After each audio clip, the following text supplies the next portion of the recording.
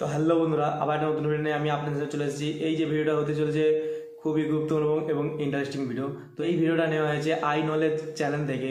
তো ওই চ্যানেলটিকে সাবস্ক্রাইব করে দেবেন। আজকে যে ভিডিওটা হতে চলেছে, যেই ঘরে বিড়ালের বাচ্চা জন্ম দেয় তো সেই ঘরে কি হয়ে থাকে এই সম্পর্কে জানবো। তো ওখানে যে ঘটনাটা তুলে ধরা হয়েছে এক মহিলাকে নিয়ে, তো সেই সম্পর্কে ভিডিওটা দেখবো। এই ঘরে বিড়ালের বাচ্চা জন্ম হয়, সেই ঘরে কি কি হয়ে থাকে, সেই ঘরে দোয়া কি বদদোয়া পড়ে, তো সেই সম্পর্কে আলোচনা করতে চলেছি। চলুন বন্ধুরা, ভিডিওটা দেখা যাক। সেই মহিলাটি জানিয়েছে, আমার নাম শারবত আর আমার সম্পর্ক সিন্ধু প্রদেশ থেকে। আমাদের অঞ্চলে খুব একটা বেশি উন্নতি ছিল না, সেখানে বেশিরভাগ গরিব এবং সাদাসিধে জীবনযাপন করা মানুষে বসবাস করত। পড়াশোনা কম করার জন্য তাদের বড় বড় চাকরিও মিলত না, আর এই জন্য তারা মেহনত মজদুরি করে নিজের পেটকে চালাতো। শারবত জানিয়েছে, আমার বাবা শহরে গিয়ে পড়াশোনা করেছিলেন আর সেখানেই তার চাকরিও জুটে গিয়েছিল। বাবা সেই সময় বিবাহ নিজের ইচ্ছে অনুযায়ী করেছিলেন, যেখানে আবার আমার বাপ দাদাদের এখানে বিবাহ করার জন্য অন্য বংশের সঙ্গে রীতি রেওয়াজও ছিল না। আমার মায়ের গ্রামে বসবাস করা পছন্দ ছিল না, আর এই জন্য তারা শহরে থেকে গিয়েছিল। কিন্তু আমার বাবা যখন গ্রামে আসতেন তখন আমাকেও সঙ্গে করে নিয়ে আসতেন, কেননা আমার দাদা দাদি আমার জন্য খুবই অপেক্ষা করে থাকতেন। আর আমি সেই সময় ছোট ছিলাম, সেই জন্য শখ করে গ্রামেও চলে আসতাম। কিন্তু এখন বড় হয়ে যাওয়ার পরও আমার সেই আগের মতো গ্রামের সঙ্গে সম্পর্ক জুড়ে ছিল। আমি বাবার সঙ্গে আসতাম আর এখানে দাদা দাদিদের সঙ্গে এক সপ্তাহ মতো থেকে যেতাম। একবার বাবা শহরে ফিরে যাচ্ছিলেন, ঠিক তখন ওই দাদা দাদি আমাকে তাদের কাছেই আটকে নিলেন। আর আমার দাদার নাম গ্রামের বড় জমিদারদের মধ্যে ছিল। তার ক্ষেত জমিন দূর দূর পর্যন্ত ছড়িয়ে ছিল, আর সেই বড় পুরানো হাভেলি ঘরে সমস্ত রকমের সুখ স্বাচ্ছন্দ্য উপস্থিত ছিল। এমনিতে তো আমি এখানে খুবই খুশিতেই ছিলাম, কিন্তু গ্রামে উপস্থিত থাকা মানুষদের কিছু আশ্চর্য অদ্ভুত ঘটনা আমাকে পেরেশান করে তুলত। এখানকার মানুষেরা পড়ালেখা জানতো না, সেই জন্য তারা অনেক সমস্ত মন গড়া কাহিনী বানিয়ে নিত আর নিজে নিজেই আবার সেগুলিকে বিখ্যাত করত, তারপর আবার সেগুলিকে বিশ্বাসও করতে শুরু করত। তো আজকাল যে এক দুই মানুষের মুখে একটি কাহিনী ছিল, সেটি ছিল যেই ঘরে বিড়ালে বাচ্চা দেয় সেই ঘরের সঙ্গে একটি আশ্চর্য অদ্ভুত ঘটনা ঘটতে লাগে। প্রথমে তো এই ঘটনা আমার একেবারে ফালতু এবং মিথ্যা মনে হয়েছিল, কিন্তু যখন আমি সেই জিনিসকে নিজস্ব চোখে দেখলাম তখন একেবারে হতভম্ব হয়ে গেলাম।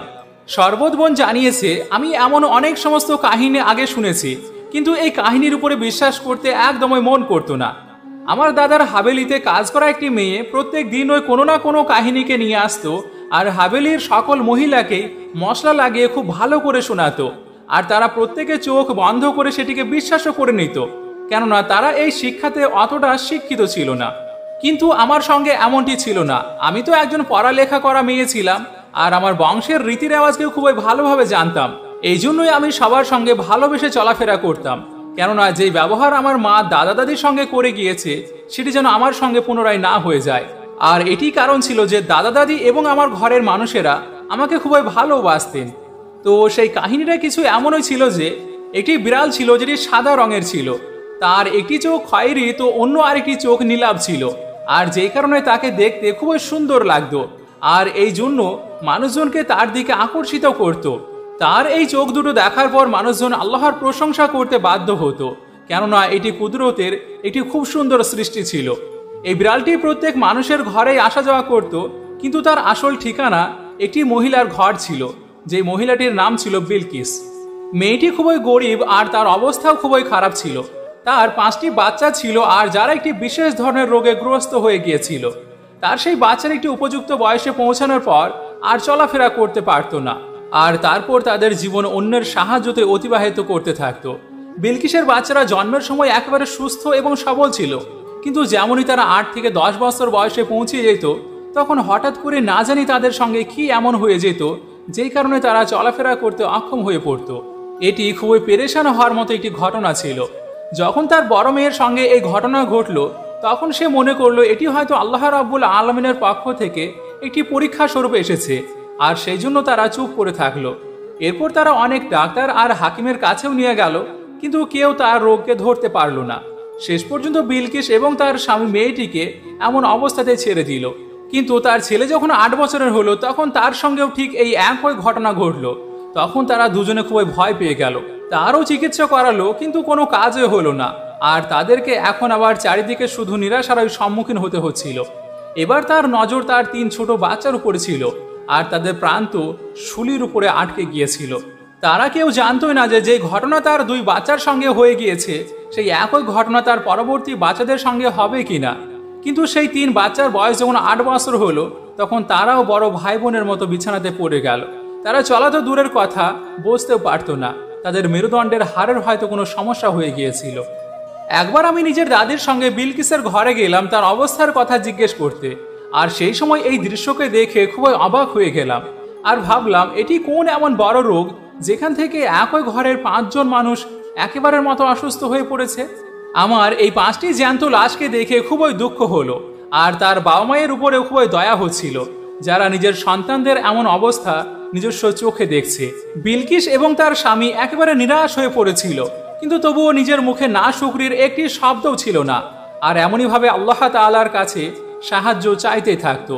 তাদের সম্পূর্ণ দিন ওই নিজের বাচ্চাদের দেখাশোনা করতে কেটে যেত, আর তাদের জন্য খাবারের বাড়তি কিছু থাকতো না, কেননা তাদের জন্য সময়ই ছিল না যে তারা কোনো জমিতে গিয়ে কাজ করবে অথবা কোনো কারোর কাছে গিয়ে মজদুরি করবে। কিন্তু তার প্রতিবেশীরা খুবই ভালো ছিল, কেউ না কেউ তাদের জন্য খাবার অবশ্যই পাঠিয়ে দিত। এমনকি কয়েকবার আমার দাদিকেও কিছু খাবার কাপড়ে জড়িয়ে চাকরানির হাতে করে তার বাড়িতে পাঠানো দেখেছিলাম। তার ঘরে 5টি বাচ্চা ছিল, আর যারা জ্যান্ত লাশ হয়ে পড়েছিল, আর এখন তো আবার তারা যুবকও হয়ে গিয়েছিল। কিন্তু তারা অনেক আশা নিয়ে তাদের দিকে তাকিয়ে দেখত, আর যখন নিজের এমন অবস্থার জন্য কথা বলতো, নিজের দুঃখের জন্য কথা বলতো, তখন বলতো আমরা আমাদের বাবা মায়ের উপর অনেক বোঝা হয়ে পড়ে আছি। না তো জীবিতদের সঙ্গে আমাদের গণনা হয়ে থাকে, আর না তো মৃতদের সঙ্গে আমাদের গণনা হয়। এটি কেমন পরিস্থিতি! এর থেকে ভালো হয় আমরা সকলে মারা যাব, আর আমাদের বাবা মায়ের জন্য রাস্তাকে সহজ করে দেব। তখন বিলকিস চাচি নিজের মনে মনে খুবই কান্না করত। নিজের বাচ্চাদেরকে বলতো তোমরা নিরাশ হয়ে যাও, কিন্তু আমি কখনোই আমার রবের কাছ থেকে নিরাশ হব না। আমার রবের উপর সম্পূর্ণ বিশ্বাস আছে। তোমরা আবার পুনরায় সুস্থ হয়ে যাবে, আর তারপর আবার তোমরা এখানে ঘোরাফেরা করবে। তখন বিলকিস চাচির স্বামী বিলকিস চাচিকে নরম চোখে দেখতো, আর আল্লাহ তাআলার কাছে দোয়া করে বলতো, হে আমার রব, আপনি কখনোই বিলকিসের এই বিশ্বাসকে ভঙ্গ করবেন না। যেদিন বিলকিসের এই বিশ্বাস ভেঙে যাবে, সেদিন সে নিজেও ভেঙে পড়বে। একদিন সেই খুব সুন্দর বিড়ালটি বিলকিসের ঘরের দিকে গেল, আর তারপর সে সারাদিন ওই তার ঘরে থাকতে শুরু করলো, কেননা তার পেটে বাচ্চা ছিল। বিলকিস এই বিড়ালটির খুবই খেয়াল করত। তারা খাবারের যেই সামান্য অংশ বাঁচাতে পারত, সেটিকেই তাকে দিয়ে দিত। এই বিড়ালটিও অন্য কোনো সাধারণ বিড়ালের মতো ছিল না। এ একদম বিরক্ত করতো না, আর এই জন্য তাকে সবাই ভালোবাসত। একদিন সেই বিড়ালটি 3টি সাদা রঙের বাচ্চার জন্ম দিল, আর সেই দিন কুদরতি করিশ্মাতে বিলকিসের ছোট বাচ্চা উঠে বসে গেল। আর এই কথা বিলকিস এবং তার স্বামীর জন্য খুবই বড় একটি কথা ছিল, কেননা তারা যে প্রত্যেক জায়গা থেকে নিরাশ হয়ে ফিরে আসছিল, আর সেখানে তাদের এই ছেলে হঠাৎ করে উঠে বসতে পারছে। এরপর বিলকিসের স্বামী নিজের ছেলেকে সাহায্য দিয়ে খাড়া করালো, আর তারপর সে আপন মনে চলতে থাকলো। আর এমনটি দেখে দুজন স্বামী স্ত্রী সাজদাতে পড়ে গেল, আর নিজের রবের শুকরিয়া আদায় করতে থাকলো, কেননা সম্পূর্ণ 10 বছর পর তাদের ছেলে হাঁটতে পারছে। তাদের ছেলের এমনভাবে হেঁটে চলতে পারাকে দেখে বাকি অন্য ভাইদের জন্য একটি আশার আলো জেগে উঠল। তারা ভাবলো যদি আমাদের ভাই চলতে পারে, তাহলে আমরাও কখনো না কখনো অবশ্যই চলতে শুরু করব। এরপর বিলকিসের ঘরে সমস্ত গ্রামবাসীরা জমা হতে লাগলো। সকলে আশ্চর্য অদ্ভুত মন নিয়ে বিলকিসের ঘরকে দেখতে যেত, আর এই সময়ে যাওয়া আসা করতে মানুষের নজর বিড়ালের সেই খুব সুন্দর সুন্দর বাচ্চাগুলোর উপরে পড়তো, আর সবাই খুবই ভালো করে খেয়াল করত। এরপর থেকে বিলকিসের সেই সুস্থ ছেলেটিও নিজের ভাই বোনদের টুকটাক কাজগুলোকে করতে থাকলো, কিন্তু তাদের বাবা মা তাকে কাজ করতে বারণ করত। বিলকিস চাচির স্বামী ও দাদার জমিতে কাজ করতে শুরু করলো, কেননা এবার ঘরে বিলকিস চাচির সঙ্গে তার ছেলেও ছিল। বিলকিস চাচির যেই ছেলে ছিল, যেই ছেলে সুস্থ হয়ে গিয়েছিল, তারা তার সঙ্গে জমিতে কষ্টের কাজ করাতেই চাইতো না, কেননা অনেক বছর পর সে রোগ থেকে মুক্ত হয়েছে। সেই জন্য আবারও কাজ করতে গিয়ে যেন পুনরায় রোগী না হয়ে যায়, এমনটি ভাবত। এমনইভাবে 6 মাস অতিক্রম হয়ে গেল, আর সেই সাদা বিড়ালটি আবারও ঠিক রাত্রিবেলাতে আরও 4টি বাচ্চাকে জন্ম দিল। বিলকিস চাচি খুবই নরম মনের মানুষ ছিলেন। তিনি চাইতেন যে আমার এই নেকি করার জন্য যেন আল্লাহ তাআলা আমাকে কবুল করে নেন, আর আমার এই পরীক্ষা থেকে আমাকে মুক্ত করে দেন। সেই জন্য তিনি এই বিড়ালটিকে খুবই ভালোবাসতেন। বিলকিস চাচি এই ছোট ছোট মাসুম বিড়ালের বাচ্চাগুলোর উপরে কাপড় দিয়ে ঢেকে দিচ্ছিলেন, কেননা শীত খুবই বেশি পড়ছিল। আর তখনই তার ছোট মেয়ে কাঁদতে শুরু করলো, আর কাঁদতে কাঁদতে হঠাৎ করে উঠে বসলো। বিলকিস চাচি এমন অবস্থাকে দেখে একেবারে খুশিতে আত্মহারা হয়ে গেল। আর বিলকিস চাচির স্বামীও ভয়ে ঘুম থেকে জেগে উঠল। তারপর যখন সেও নিজের মেয়েকে বসে থাকতে দেখল, তখন তার চোখ থেকেও আর খুশির অশ্রু থামছিলই না। যখন বিলকিস চাচির স্বামী বিড়ালের বাচ্চা এবং নিজের মেয়েকে দেখছিল, তখন ভাবনাতে পড়ে গেল আর বলল, বিলকিস, তুমি কি একটি কথাকে চিন্তা করে দেখেছো? যেই দিন এই বিড়ালটি প্রথম বাচ্চার জন্ম দিয়েছিল, তখন আমাদের এই ছোট ছেলে সুস্থ হয়ে গিয়েছিল। আর আজকে যখন দ্বিতীয়বার বাচ্চা জন্ম দিল, তখন আমাদের মেয়েও চলতে ফিরতে শুরু করেছে। এটা কি কোনো মিরাকেল, না তার সঙ্গে জড়িত কোনো ঘটনা? কোথাও এমনটি নয় তো এই বিড়াল আমাদের জন্য সাহায্যকারী হয়ে এসেছে? এই বিড়ালের বাচ্চার আমাদের জন্য সুখবর নিয়ে আসে? স্বামীর এমন কথাতে বিলকিসও এবার চমকে উঠল আর বিড়ালের বাচ্চার দিকে খুবই ভালো করে খেয়াল করতে লাগলো, কেননা তাকে এই বিড়াল কোনো সাধারণ বিড়াল মনে হচ্ছিল না। বিলকিস চাচি এবার খুবই খুশি হলেন আর তারপর এই বিড়ালের আরো ভালো করে যত্ন করতে শুরু করলেন, কেননা এবার তার ভয় হচ্ছিল এই বিড়াল তাদের ঘরকে ছেড়ে দিয়ে যেন অন্য কোথাও না চলে যায়। এরপর এই কথা সম্পূর্ণ গ্রামে জঙ্গলের আগুনের মতো ছড়িয়ে পড়ল যে সেই সাদা বিড়াল যখন যখন বাচ্চার জন্ম দেয়, তখন তখন বিলকিসের ঘরের কোনো এক মানুষ ঠিক হয়ে যায় আর সে চলতে ফিরতে শুরু করে। অবশ্যই এই বিড়ালের ভিতরে কোনো বিশেষ কথা লুকিয়ে আছে। এ কোনো বিড়াল নয়, বরং কোনো ফেরেশতা হবে যে রূপ পরিবর্তন করে এদেরকে সাহায্য করার জন্য এসে থাকে। এমনইভাবে নানান ধরনের কাহিনী, নানান ধরনের কথা মানুষের মুখে মুখে উচ্চারিত হতে থাকলো। আর হাভেলির মানুষেরাও এবার সেই বিড়ালটিকে দেখতে চাইছিল। এবার সবাই এটাই চাইতে থাকলো যে সেই বিড়ালটি আমার ঘরে চলে আসুক আর আমাদেরও কোনো না কোনো গায়েবে সাহায্য হয়ে যাক। এরপর যখন দাদি এবং তার বউরা বিলকিস চাচির ঘরে আসলো, তখন তাকে দেখে খুবই হয়রান হয়ে গেল, কেননা সেই বিড়ালটি সত্যিই খুবই সুন্দর ছিল। কিন্তু এইবার যখন সেই বিড়ালটি বাচ্চা দিল, তখন বিলকিসের মেয়েটি মারা গেল।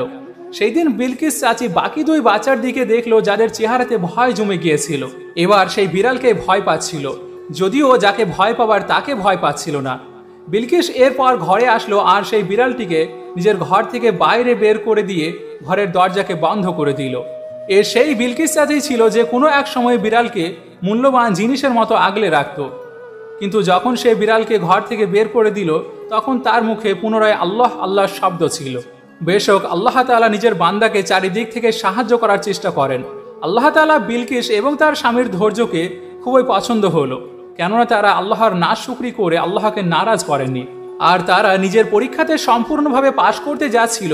আর যখন আল্লাহ তাআলা তাদের সাহায্য করতে যাচ্ছিলেন, তাদেরকে মুক্তি দিতে চাচ্ছিলেন, তখনই তারা গোমরা হয়ে গেল। আর যার উপরে বিশ্বাস রাখা প্রয়োজন ছিল, যার শুকরিয়া আদায় করার দরকার ছিল, তাকেই ভুলে বসলো। তখন আল্লাহ রাব্বুল আলামিনও রাগান্বিত হয়ে গেলেন আর বিলকিসের চোখকেও খুলে দিলেন। যার পর বিলকিস আর তার স্বামী নিজের রবের কাছে কান্না করতে করতে নিজের ভুলের ক্ষমা চাইতে লাগলো। আর যার পর তাদের দোয়া আল্লাহর দরবারে কবুল হয়ে গেল। বিলকিসের সব ছেলে মেয়েরাই শেষ পর্যন্ত সুস্থ হয়ে গেল। আপনাদেরকে জানিয়ে রাখি যে পূর্ববর্তী যে সমস্ত কওমদের উপর আযাব এসেছিল, তাদের উপর এই সমস্ত কারণের জন্য আযাব নেমে এসেছিল, কেননা তারা আল্লাহ তাআলা ছাড়া অন্য প্রভুর সঙ্গে সাহায্য চাইত। যেহেতু আমরা মুসলমান, সেই জন্য আমাদের আশা ভরসা সেই পাক জাতের উপরেই থাকা প্রয়োজন, মানে এই কায়নাতের সৃষ্টিকর্তার উপরে। আল্লাহ তাআলার কাছে দোয়া যে তিনি যেন আমাদের সকলকে সরবারে কায়নাত সরকারে দো আলম সাল্লাল্লাহু আলাইহি সাল্লামের বলে যাওয়া রাস্তা মতো চলার তৌফিক দান করেন। আমিন সুমা আমিন।